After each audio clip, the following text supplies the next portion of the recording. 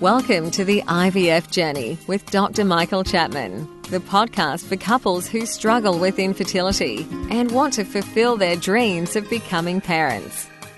In this podcast, you'll learn actionable strategies to deal with infertility from Dr. Michael Chapman, or Prof as he's affectionately known. Prof is the co-founder of IVF Australia and is a leading Australian infertility specialist who has helped over 3,000 couples realise their dreams of becoming parents. To access previous episodes packed with ideas, solutions and tips that actually work, head over to Dr. Chapman's IVF podcast on iTunes. You can also ask questions by contacting Dr. Chapman's rooms on 1-800-111-483 or by emailing him michael.chapman@ivf.com.au. That first cry of a baby born after the long journey of IVF remains one of the most beautiful experiences in the world.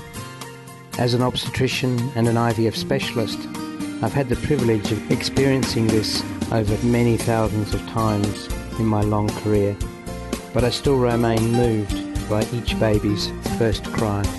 It signifies the end of a long journey and the beginning of a new life.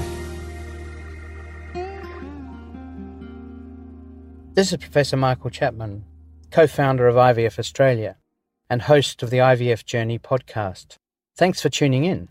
To access all the previous episodes, head over to my website, www.theivfjourney.com, and select IVF Journey Podcast from the navigation menu.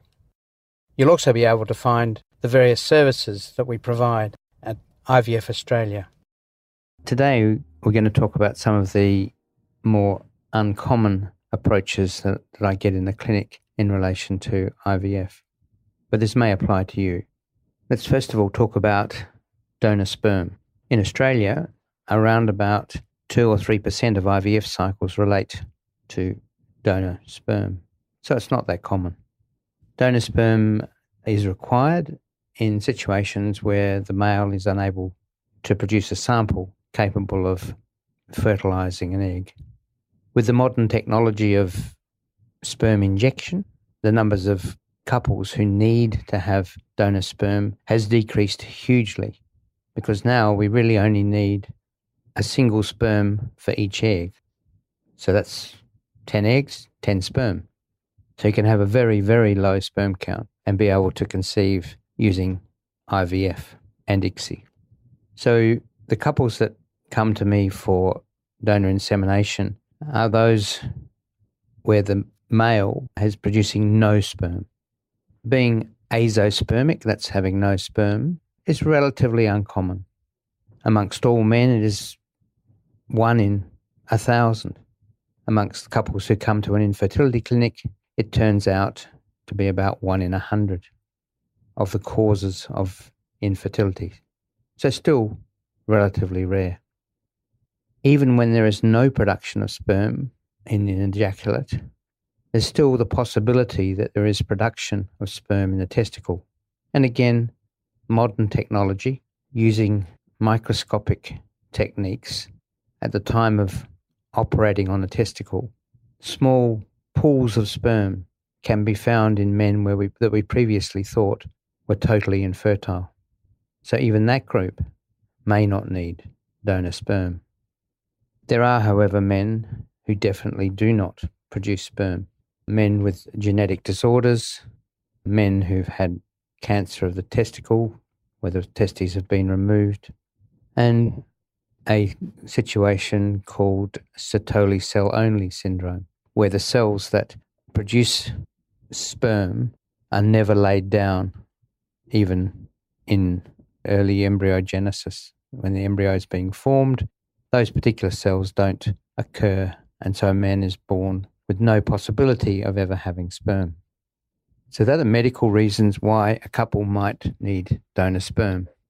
A far greater group of patients that we're seeing more and more of are the single woman who reaches 35 plus without a partner, who wants to have a baby before her chances run out. The second group are gay couples, two girls who want to have a baby and don't have any other option than to use donor sperm. So with them being the majority of the users, it certainly has been a controversial issue as in terms of their treatment. Personally, I'm very in favour of single women and gay couples going through the processes that we have in our ART unit to ensure the safety of the donor insemination. I'm sure that there are many, many children born through DIY sperm donation with friends and turkey basters at home. But the safety checks that are available within our own service and the counselling being appropriately done, I think provide a layer of confidence that the outcome of these donations is going to be good.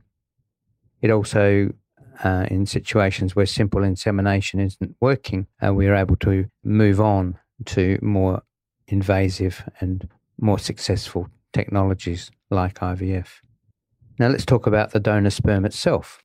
Donor sperm obviously comes from men who are prepared to provide sperm virtually altruistically in Australia, with the knowledge that they may bring to fruition the dream of a child for somebody else.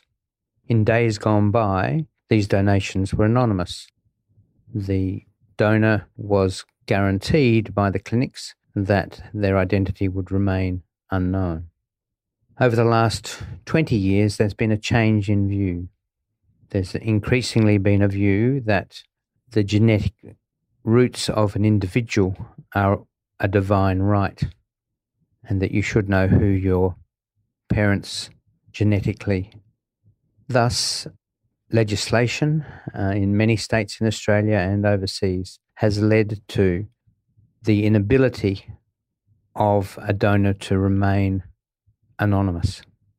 In most situations, registers have been established, and that once a child is born, their names are placed upon that register, and at the age of 18, the child has access to that information.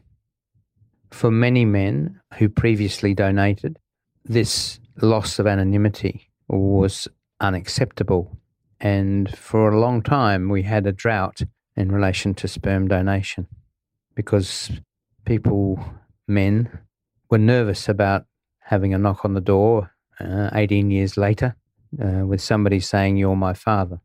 Their life situation may have changed totally, and the concept of a sibling, step sibling, is not something they wish to entertain.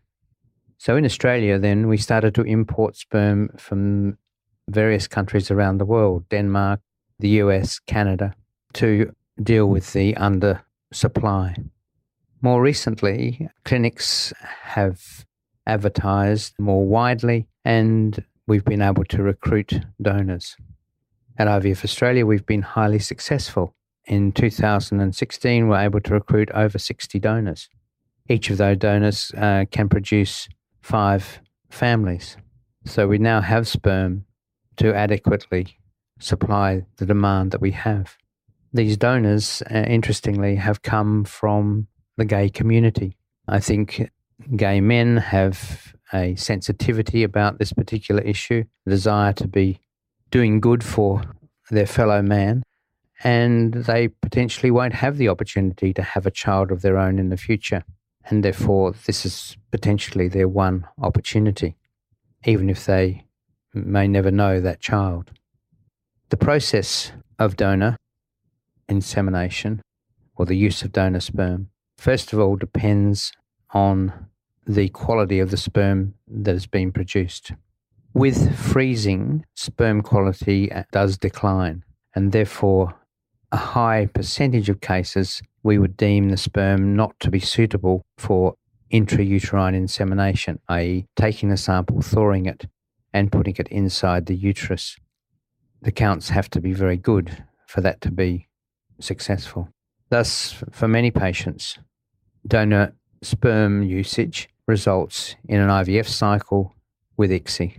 Success rates with these procedures are higher than the general infertile population because obviously the woman has never or rarely ever been tested as to whether they are particularly fertile or not. So female factors stopping infertility are much less common. Prior to undergoing the actual ART procedure, our recipients are counselled on at least 2 occasions by our qualified infertility counsellors, and they are given sufficient time to think about whether what they're doing is correct for them. So both IUI and ICSI involve injections to stimulate the ovaries to create eggs to ensure the maximum chances of success. But in every other way, these treatment cycles are identical. These procedures are identical to a standard IUI or IVF procedure using the partner sperm. So if you need donor insemination and you're in one of these categories, I certainly recommend doing this through specialist IVF clinics and not doing any shortcuts. Provides the best success rates and, more importantly, provides safety. And don't forget that you can access all the previous episodes by going to our website www.theivfjourney.com and select IVF Journey Podcast from the navigation menu. Thank you for listening to the IVF Journey with Dr. Michael Chapman, the podcast which helps couples negotiate their way through the IVF journey, all the way to parenthood. You can also ask questions by contacting Dr. Chapman's rooms on 1800 111 483 or by emailing him michael.chapman@ivf.com.au.